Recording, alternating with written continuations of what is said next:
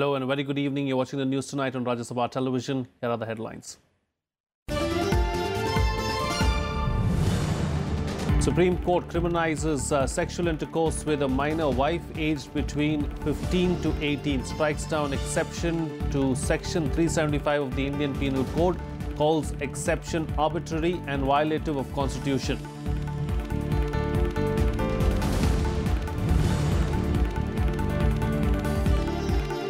World Bank and the IMF attribute India's slowdown to demonetization and GST rollout, scale down growth projections for India.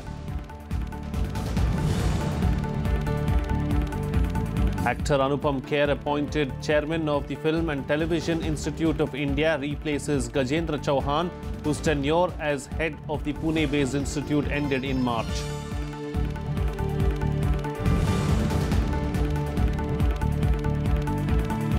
Spanish Prime Minister moves towards suspending Catalonia's political autonomy and takeover of the region. Move comes in response to Catalan President Carles Puigdemont's speech making a symbolic declaration of independence.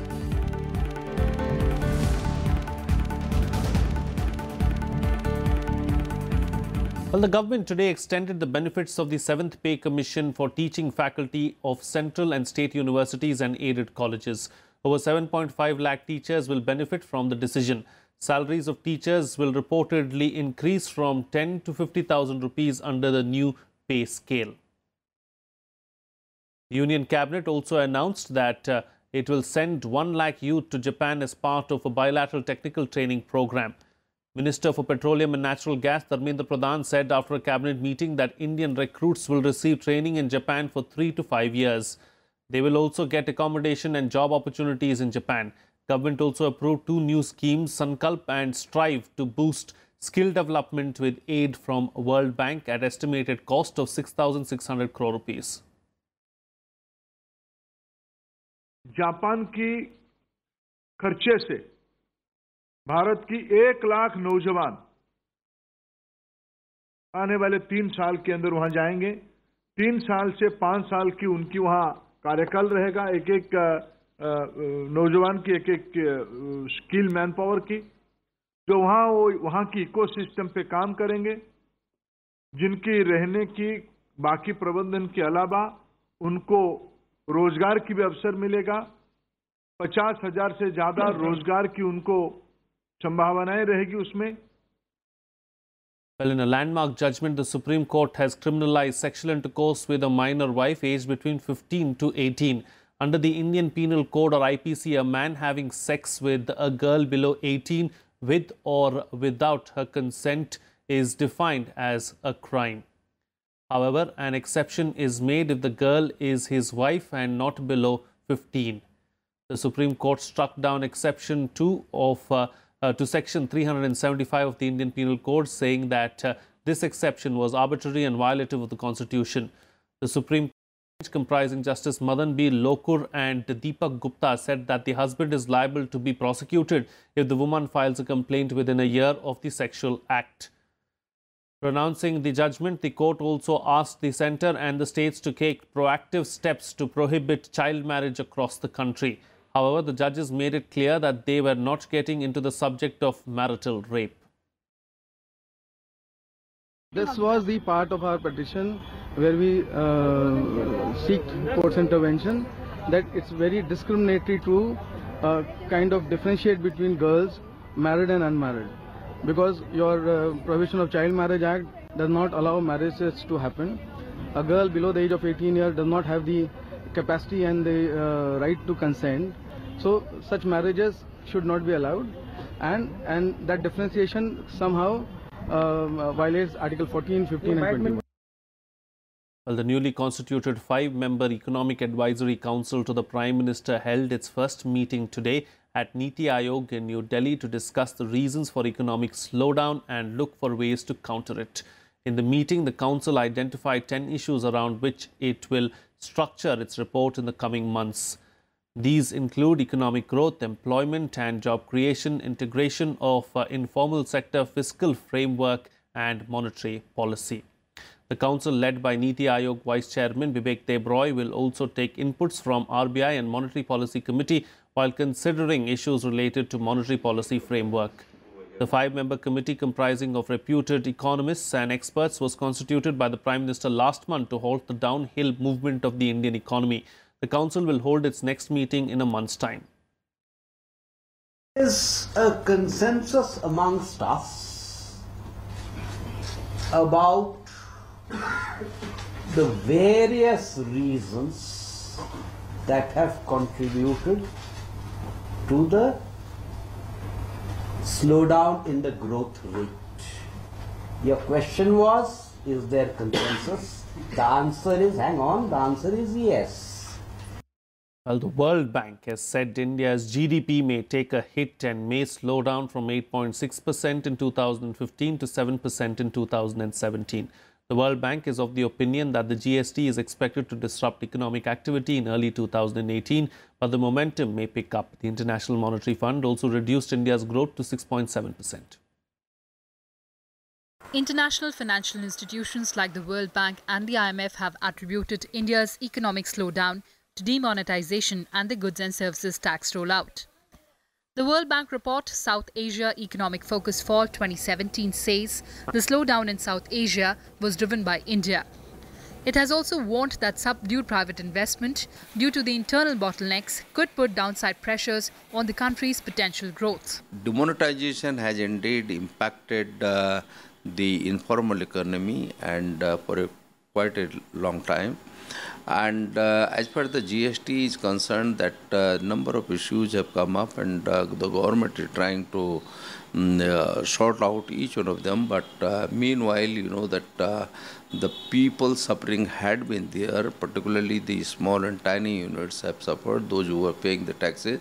The International Monetary Fund on Tuesday also lowered India's growth projection to 6.7% in 2017, 0.5% less than its previous two forecasts, and slower than China's 6.8%. It has led to unprecedented inequality everywhere, including India. It has led to the destruction of small and medium enterprises. That's what we are witnessing in India. It has led to economic slowdown. This is what we have been warning, cautioning.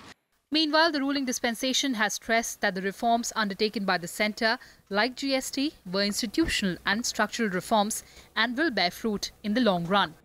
इसके जो फायदे हैं, नतायज हैं, बहुत positive होंगे. Short term में yes, I won't call it disruptive, but I will call it that थोड़ा disruption आ गया है इकोनॉमी में, जो जीडीपी ग्रोथ में, और वो शॉर्ट टर्म के लिए है. लॉन्ग टर्म में बहुत फायदे होंगे. आप हिंदुस्तान की इकोनॉमी जिस तरह से आज चल रही है, उसको बिल्कुल चरमराती हालत में 2013 में थी. आज देखिए जिस तरह से, एक बोलते हैं कि 5 फ्रेजाइल इकोनॉमी थी 2013 में, उसमें इंडिया एक था. आज जो है brightest spot in the world, वो है India for FDI and for all investors. GDP growth slowed to its lowest in more than 2 years, dragged down by slowing construction and manufacturing activities. The economy expanded at 5.7% in the June quarter, compared to 6.1% in the March quarter. GDP at constant prices in Q1 of 2017-18 is estimated at 31.10 lakh crore rupees, as against 29.42 lakh crore in Q1 of 2016-17.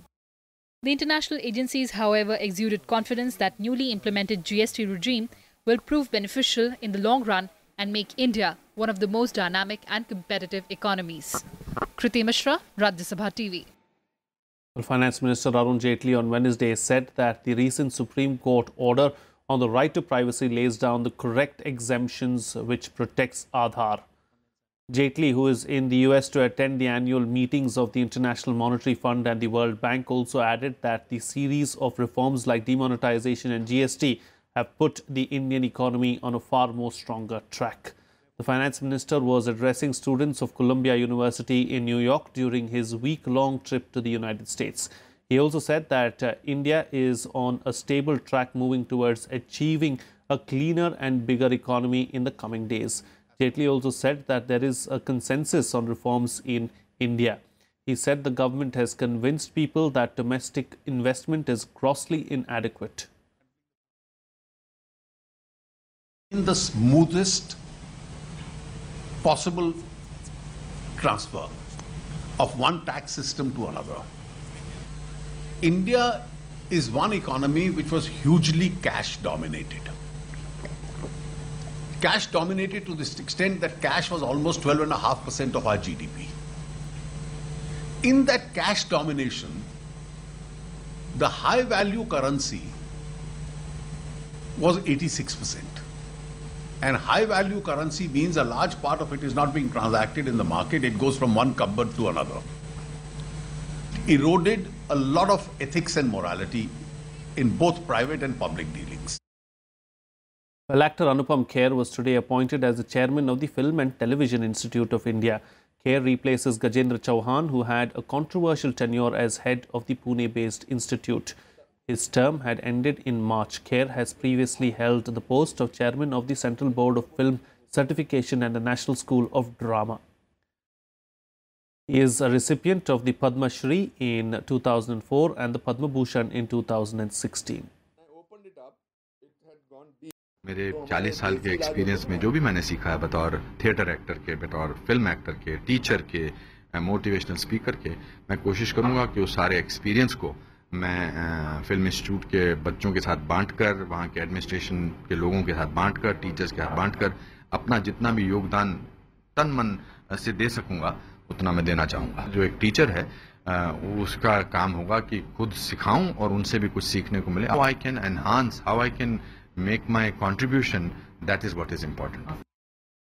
देखिए, मेरा कार्यकाल जो था वो 3 मार्च 2017 को समाप्त हो गया और मुझे जितना भी समय मिला, जितना भी अच्छा काम मैं कर सका मैंने किया और उसका जो सर्टिफिकेशन है वो है कैग रिपोर्ट। तो मैं ये कह सकता हूं कि अनुपम खेर साहब को अभी अपॉइंट किया गया है और मुझे उम्मीद है कि वो अच्छा काम करेंगे। Prime Minister Narendra Modi offered tributes to reformist Nanaji Deshmukh and socialist leader Loknayak Jayaprakash Narayan on their birth anniversaries. Prime Minister said Nanaji Deshmukh worked hard to make villages self-reliant and bring them out of poverty. And he continues to be a motivational force for the nation with his emphasis on rural development. Prime Minister Modi also hailed Jayaprakash Narayan's unflinching courage and righteousness that inspires every Indian. He called him a youth icon who was deeply popular among the masses. He said Jayaprakash Narayan stayed away from the galleries of power to serve the people. The Prime Minister also stressed on the role of Jan Bhagidari or collective action in creating a new India with a special focus on rural transformation. He said his government was committed to achieving this goal with the active support of people.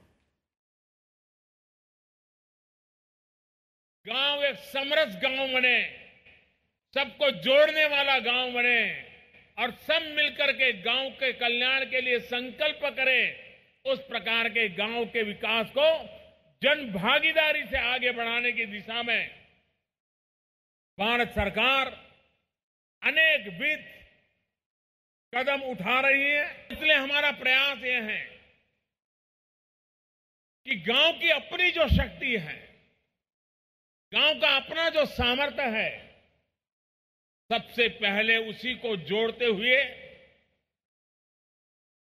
विकास का model बनाएंगे जो गांव के लोगों को अनुकूल होता है, परिचित होता है। Moving on now, Vice President M. Venkaiah Naidu has said technology-driven government processes are required to address multiple challenges in contemporary India. Naidu was addressing the 63rd Annual General Meeting of the Indian Institute of Public Administration in New Delhi today. He further said public administration has always been about managing and administrating change in society, economy and in political life.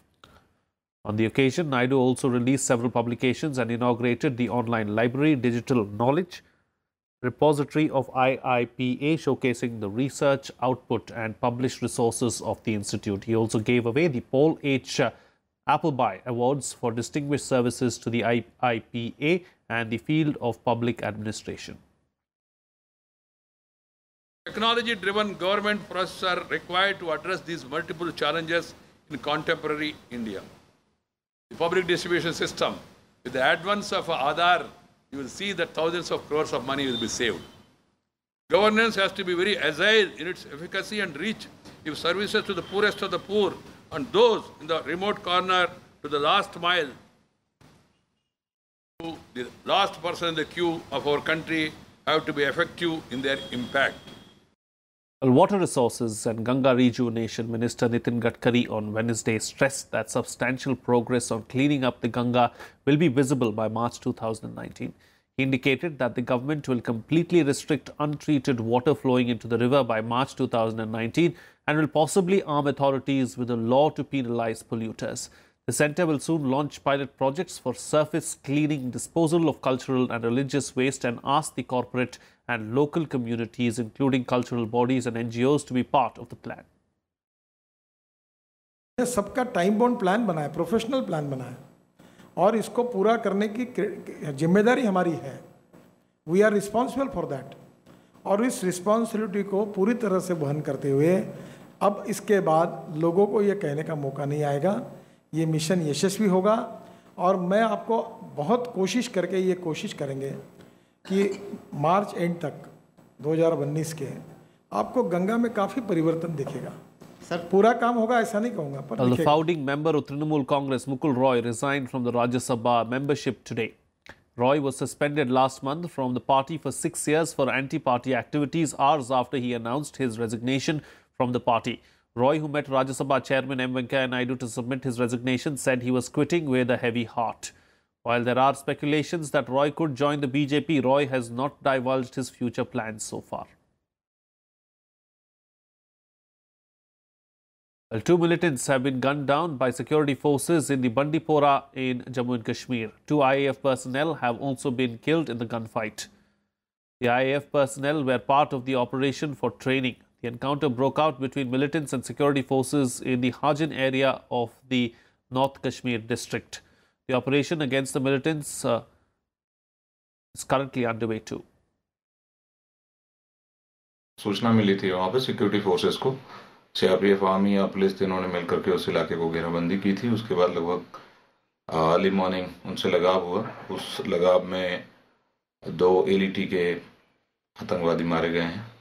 उसमें security forces के भी 2 शहीद हुए, मार्टियर्ड हुए.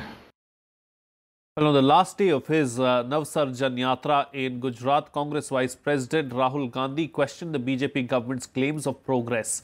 The fresh barb from the Congress leader comes a day after he and the BJP chief Amit Shah traded charges over corruption and development claims from each other's home turfs. Interacting with college students on the last day of his 3-day Navsarjan Yatra in central Gujarat, he blamed the Gujarat government for not providing proper education facilities to the students. शिक्षा का system है उसमें financial incentive बन गया, पैसे बनाने का incentive बन गया. तो ये कांग्रेस पार्टी की सरकार आएगी तो इसको फिर से बदलना पड़ेगा. 12,000 स्कूल बंद किए गए हैं, पब्लिक स्कूल गुजरात में.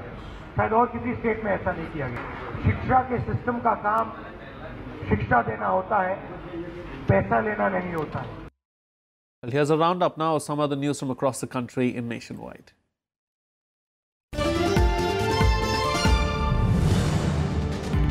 Voting for bypolls to Gurdaspur in Punjab and Vengara in Kerala assembly seats concluded a short while ago.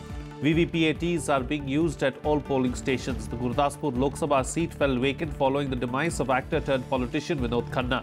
Bypolls to the Kerala's Vengara assembly seat was necessitated after sitting MLA PK Kunalikutty, the UDF, won the Malappuram Lok Sabha bypoll.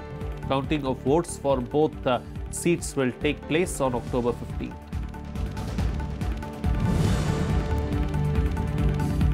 The Supreme Court will peruse CBI documents on details about Karti Chidambaram's foreign bank accounts and properties.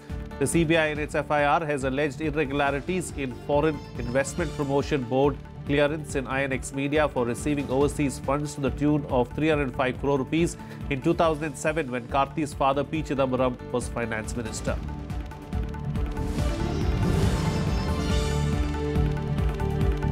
The centre has told the Supreme Court that it will decide next month on issuing a notification on the ongoing dispute between Odisha and Chhattisgarh over Mahanadi River.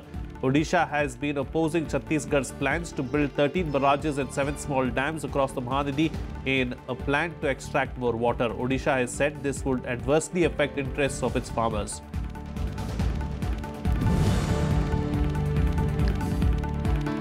A day after the Supreme Court banned sale of firecrackers, traders with temporary licenses moved the apex court seeking its relaxation. Lawyers for the petitioners told the apex court that after the lifting of the November 2016 ban on September 12th this year, they had bought firecrackers for sale, but the October 9th ban will cause them heavy losses.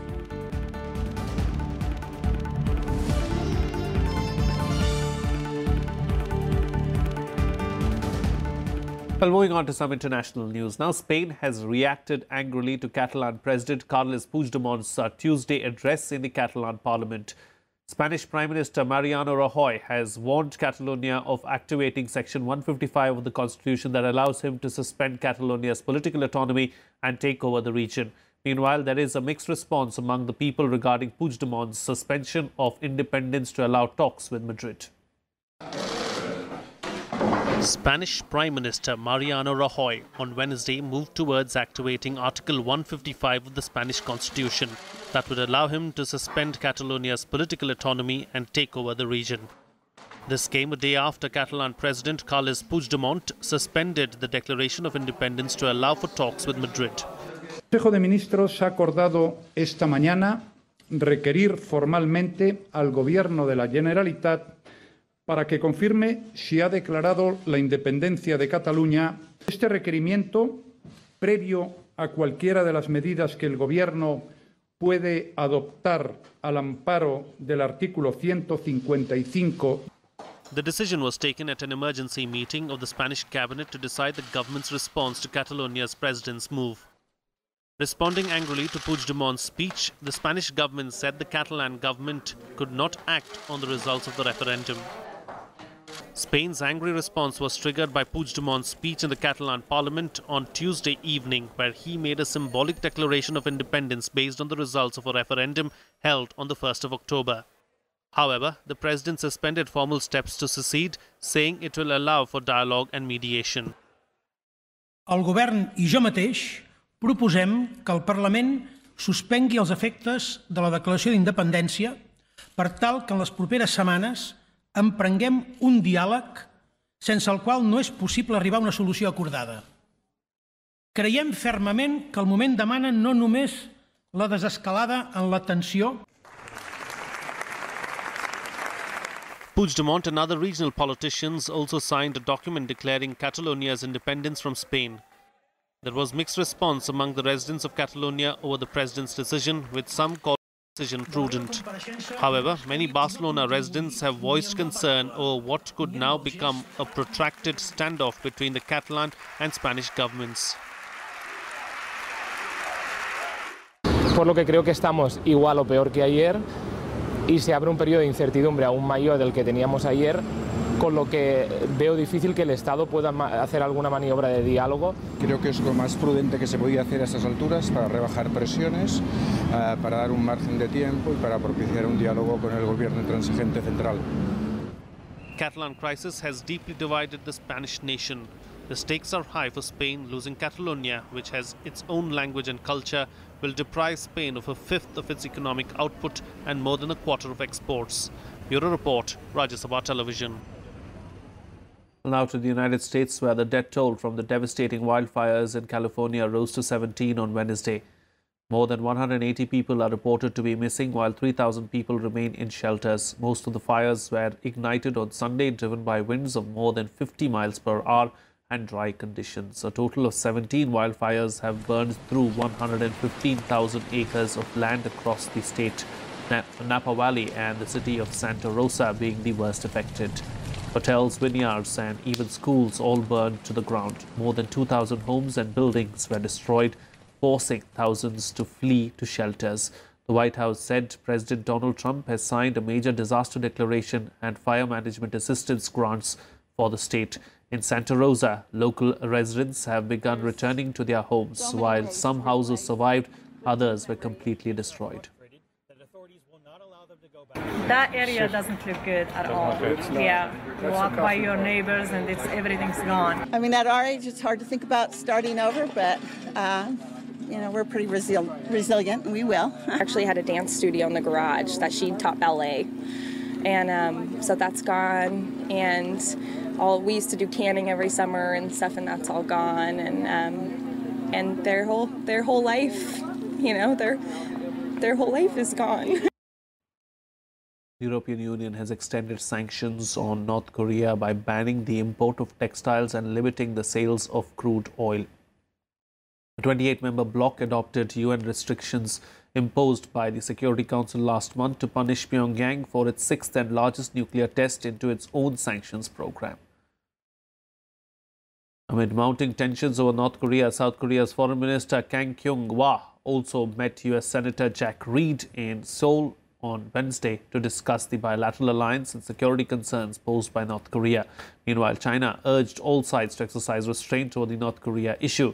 This after the US military, in a joint aviation exercise with Japan and South Korea, flew supersonic heavy bombers over the Korean peninsula in a show of force against Pyongyang. 那中方的立场是非常清楚的。当前朝鲜半岛的形势高度的复杂敏感，我们希望有关的各方呢保持克制，避免做加剧对立和紧张、加剧相互刺激的事情。Well, here's a roundup of some other news from across the world in Global Buzz. Nearly 4 lakh public sector employees took to the streets in 90 provinces across France to protest against pro-market President Emmanuel Macron's reform measures.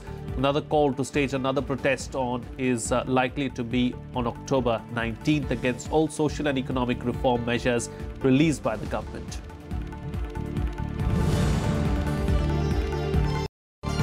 The International Monetary Fund raised its forecast for Chinese economy in 2017 and 18 for the fourth time this year due to a strong growth momentum. The 19th National Congress of the Communist Party of China is expected to convene on October 18th in Beijing. The IMF's World Economic Outlook predicts the global economy will grow by 3.6% in 2017 and 3.7% in 2018, both 0.1 percentage point higher than its previous forecast in July.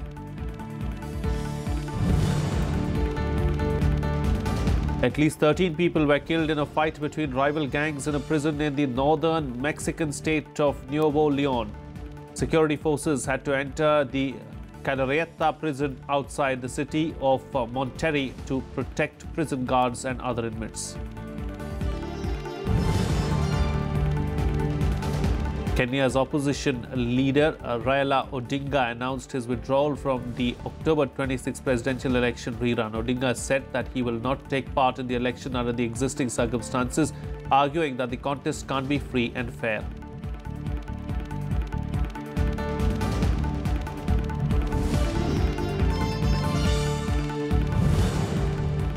Well, that's it to this newscast. Good night.